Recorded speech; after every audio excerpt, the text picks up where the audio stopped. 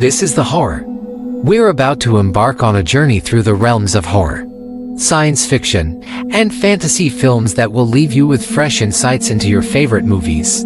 Join us as we delve into these cinematic worlds. Hit that subscribe button and share our episodes with your fellow movie enthusiasts. This is the horror.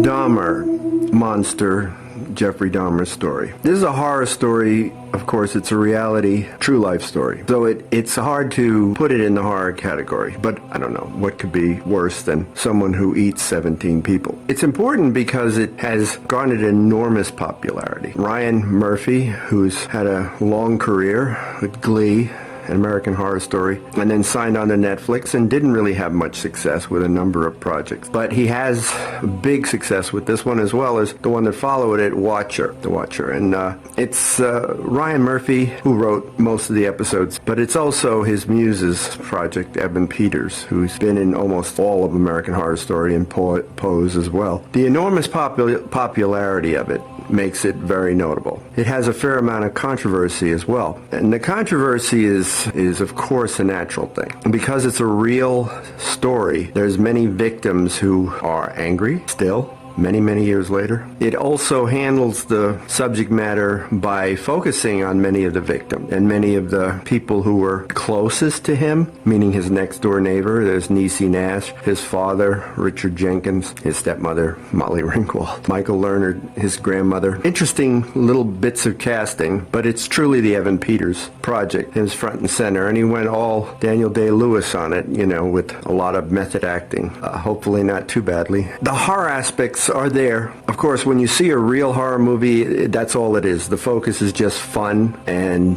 meant to entertain. And of course, that's the real question, is what draws us to horror and what drew such a gigantic audience to Dahmer on Netflix. It's a mixed bag to watch it because it's intense, and though you focus on the victims, it's that person, Jeffrey Dahmer, who's front and center from the beginning to the end. The real question, of course, is why is it such a draw to everyone? Horror movies are a big draw right now, but Dahmer was an exception in that it was monumental, colossal, maybe one of the biggest things that has ever been on Netflix. And it certainly delivers lots of disgusting, horrendous scenes and brought a lot of attention to a story that some people wish would go away. All right, so getting back to the subject, which is Dahmer itself. He killed his first in 1978 and was caught in 91, and 17 victims. To categorize him and his development, which is shown, his relationship with his father, with his mother, as two primary influences. If you want to summarize Dahmer in one word,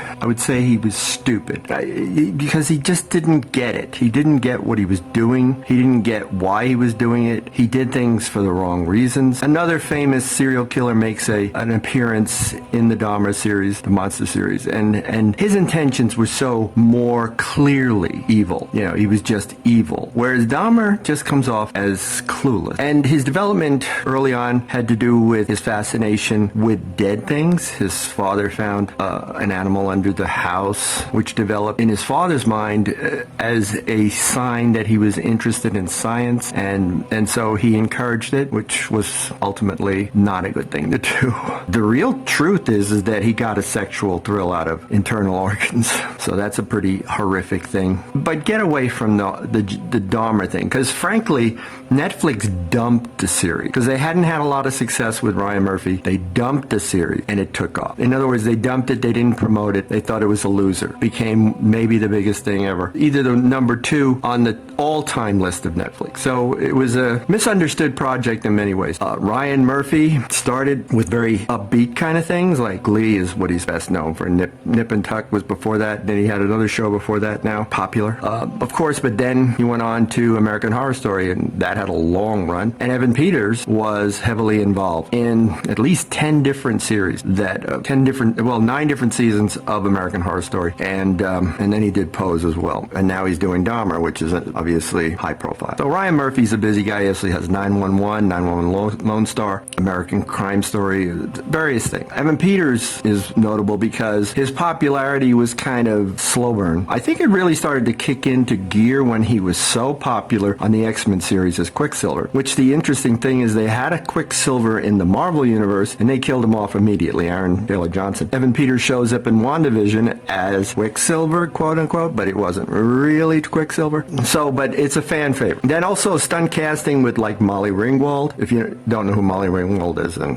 you know, there's no point in even mentioning it. It's Molly Ringwald, bitch. And Michael Leonard, Mama Walton on The Waltons, a very popular series in the 70s. Another bit of stunt casting. And Penelope Ann Miller should be noted. You might not know her that well, but she was a starring actress back in the 80s, you know, with Carlito's Way, Kindergarten Cop, Freshman, all high-profile movies. And I think the connection with the mother is important because she is this, you know, shown to be somewhat high-strung. I think that would be the way to put it, high-strung. And whether that was an indication of mental illness, the problem was she did not get along with her husband and essentially abandoned the family because she just couldn't handle it anymore. And so that would be a connection to the mental illness that Dahmer, Jeffrey, eventually did manifest on such a grand scale. So there is already a confirmation of a second season of Monster. So we don't know who the next monster will be.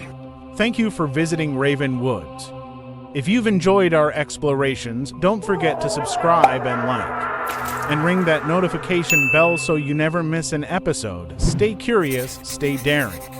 And keep wandering those winding paths of curiosity. We will see you in the shadows.